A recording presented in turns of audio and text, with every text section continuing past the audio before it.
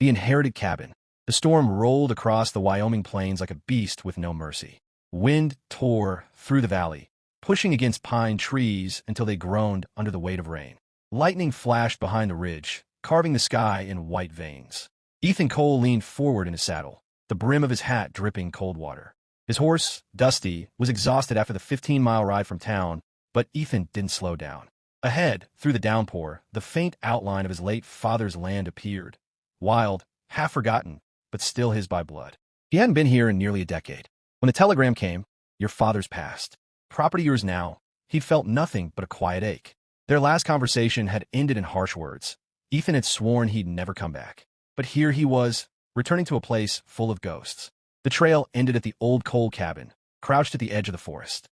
The roof sagged, the porch leaned, and the windows were fogged with age. Yet through the sheets of rain, Ethan noticed something impossible, a thin trail of smoke rising from the chimney. His pulse quickened. Someone was inside. He dismounted, boots sinking into the mud, hand resting on the worn grip of his revolver. In these parts, a man didn't assume kindness from strangers. The door creaked when he pushed it open. Warmth spilled out, firelight and the scent of stew. Ethan froze in the doorway. 5 women turned toward him. They stood close to the hearth, startled eyes catching the light. The eldest, tall, auburn-haired, with a firmness about her shoulders, stepped forward first. The fire threw copper tones across her face. She looked like someone used to leading, used to protecting. For a long moment, no one spoke. Only the hiss of the fire broke the silence. Then she said, voice steady but wary, "You can handle all 5 of us." Ethan blinked, confused. "Beg your pardon?" "This cabin," she said, arms folding. "You're the one barging in, mister. So I'm asking, can you handle 5 women living here?" He lowered his gun slowly, rain dripping from his coat. "Ma'am, this cabin belonged to Henry Cole, my father." Her jaw tightened, but something like recognition flickered across her eyes. "Then you're Ethan." He nodded. "And you are?" "Clara Mayfield. Your father let us stay through the winter. We've been here ever since."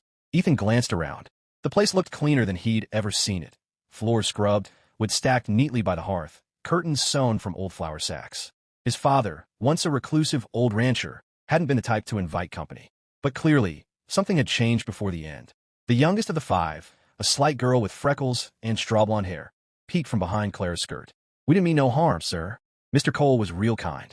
Said we could stay as long as we needed." Ethan sighed, lowering his hat. "Ain't looking to throw anyone out tonight. Storm's too rough. But come morning we'll talk." Clara studied him, measuring his words. Then she gave a single nod. "Fair enough." Inside, the cabin glowed with life, something Ethan hadn't felt since childhood. The women went back to their quiet tasks, one stirring stew, another mending a torn shawl, the youngest humming softly while sweeping the floor. Ethan found himself standing awkwardly near the door, unsure whether to sit or leave. Clara motioned toward a chair. "You're soaked through. Sit before you catch cold." He hesitated. "I'll manage." She gave him a look that could have stopped a bull. "Sit, Mr. Cole." So he did. The chair creaked beneath him, the same one his father used to nap in after long days herding cattle. Ethan watched the fire dance, memories flickering with it. He remembered his father's rough hands, the smell of tobacco, the quiet evenings filled with silence instead of words. A bowl of stew appeared in front of him. The dark-haired woman who served it smiled shyly. "Name's Rosie," she said. "Eat. You look half-starved." He nodded his thanks, taking a cautious bite. The flavor was simple, beans, potatoes, venison, but rich with the kind of warmth only care could give. One by one, he learned their names. Clara, the oldest, had a teacher's voice and a mother's steadiness. Rosie, quiet and gentle. Nora, tall and sharp-eyed, who tended to the fire. Mary, the youngest, barely 16, with boundless curiosity. And Ella, a middle-aged widow with soft wrinkles and a calm presence that settled the room. They'd all come from somewhere different, some from farms lost to drought, some from towns that turned them away. His father had taken them in last winter, offering shelter when no one else would. Ethan could almost hear his father saying it. "A man's worth ain't in what he owns, boy. It's in who he helps stand again." The thought softened him. After supper, Clara handed him a dry blanket. "You can take your father's bed tonight." "I'll stay by the fire," he said. "Cabin's crowded enough." "As you wish." Her tone held both respect and challenge. When the others had gone to their bunks, Clara lingered, staring out the rain-smeared window. "He talked about you, you know," she said quietly. "Said you had his temper, but your mother's heart." Ethan swallowed hard. "He said that. More than once." He nodded, eyes fixed on the dying fire. "Did he go easy?" Clara smiled sadly. "Peaceful as spring wind. Said he'd done his part. Then he was gone." Ethan turned away, throat tight. For years, he'd carried the guilt of leaving too soon, of never forgiving the old man. Now all he could do was sit in the same chair, under the same roof, surrounded by the kindness his father had built in silence. Outside, the storm began to fade.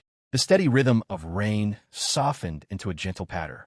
The cabin felt like a heartbeat, steady alive. Ethan leaned back, pulling the blanket tighter. His eyes drifted to Clara's silhouette near the window, the curve of her shoulder, the quiet strength in her posture. Something unspoken passed between them when she finally turned and met his gaze. "Get some rest, Mr. Cole," she said softly.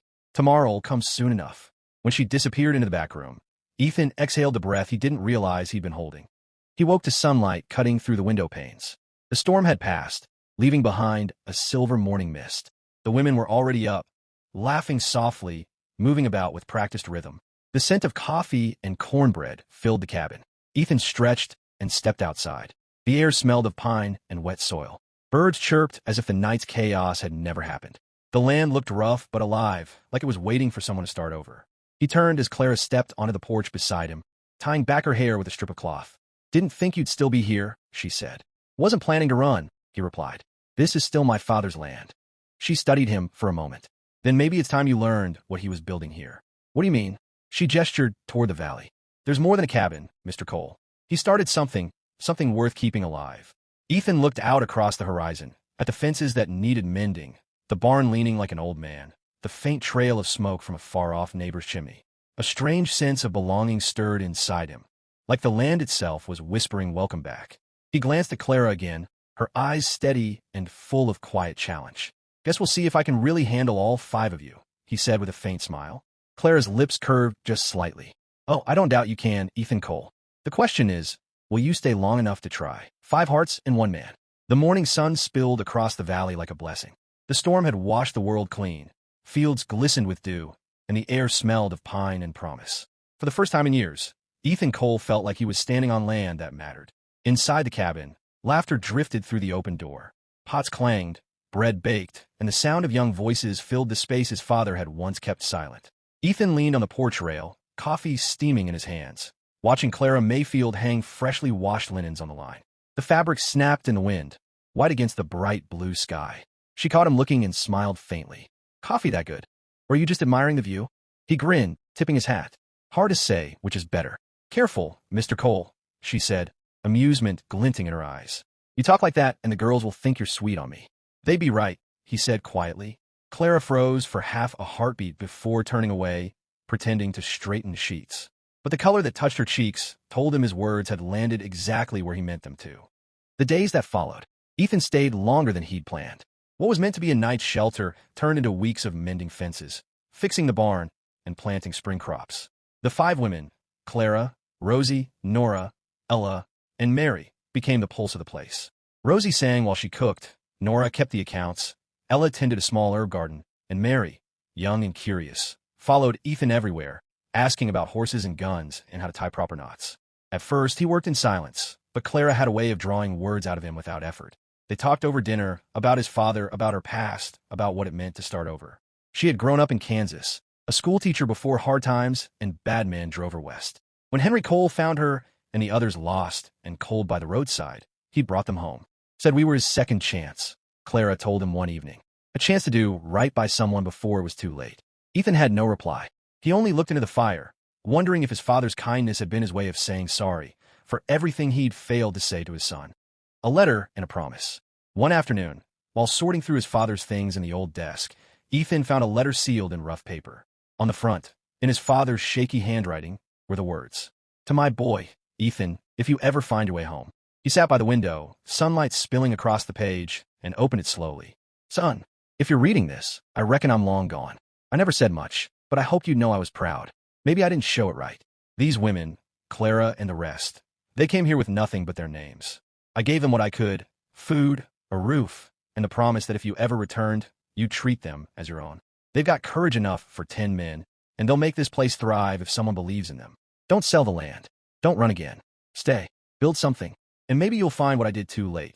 Family doesn't always come for blood. Your old man, Henry Cole." Ethan's vision blurred. The words hit him like a blow and a bomb all at once. For years, he'd carried anger like armor. Now it melted, leaving only regret and something softer, hope. Clara's voice broke his thoughts. You all right? He turned to her, the letter trembling in his hand. He wrote to me, told me about you, said he wanted me to stay. Clara stepped closer. And will you? He nodded slowly. I think I already have. A place for everyone. Spring came fast. The valley bloomed, and life filled the ranch again. Ethan built a new corral and repaired the barn roof while the women planted a garden behind the cabin. There was laughter again, and music some nights when Rosie found the old fiddle Henry had left behind. Clara taught Mary to read on the porch. Ethan would sometimes sit nearby, pretending to whittle, but really listening to Clara's gentle voice as she sounded out each word. Her presence calmed him, strong yet kind, steady as the sunrise. One evening, after supper, Nora teased him. You know, Mr. Cole, for a man who rides like thunder, you sure linger here quiet as a house cat.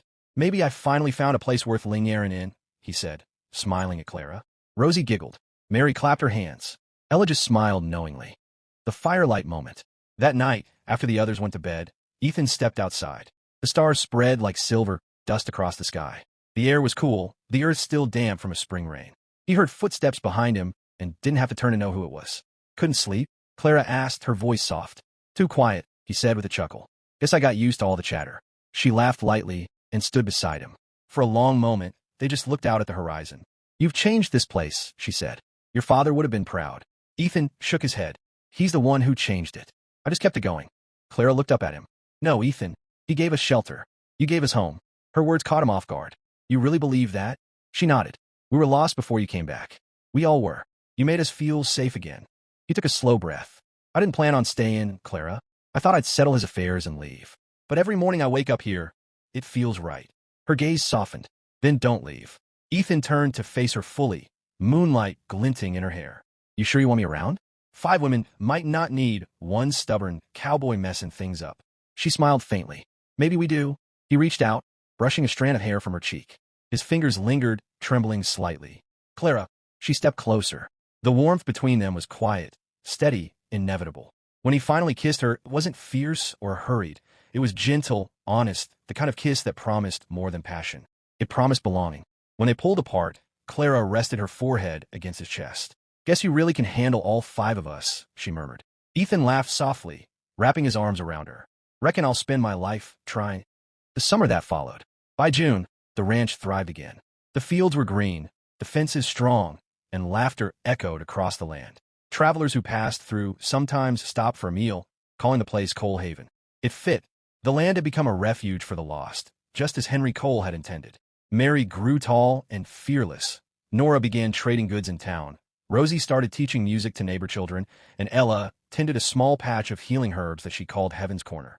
And Clara, she became the heart of it all. The teacher, the mother, the anchor. Ethan worked beside her every day, and every night, they sat on the porch watching the sun bleed into gold behind the hills. Life wasn't perfect. Storms still came, cattle still wandered, but they faced it all together. Sometimes, Ethan would find himself staring at the old photograph of his father on the mantel and say quietly, "You were right, old man. Family doesn't always come from blood." And every time he said it, he felt the truth of it settle deeper. One last scene. Autumn arrived. The cabin glowed with lamplight, warm against the chill. Inside, laughter filled the room. Clara served stew while Rosie played the fiddle. Mary danced, her hair flying as Ethan clapped along. Clara caught his gaze from across the room and smiled, a smile that said we made it. When the others turned in for the night, Ethan and Clara stepped outside once more, as they always did, to watch the stars. He took her hand and said, "You know, when I first walked through that door, I thought I was walking into trouble." She laughed. And now I know I walked into the best thing that ever happened to me. Clara leaned her head on his shoulder. Home isn't a place, Ethan. It's the people waiting by the fire. He looked at her, at the lights spilling from the cabin windows, at the sound of gentle voices inside. Then I reckon I'm finally home. They stood there in silence, the wind whispering through the pines, 5 hearts and 1 man bound together by the love that grew in an old cabin on the edge of the Wyoming wilds.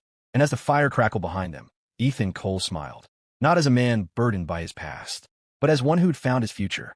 The end.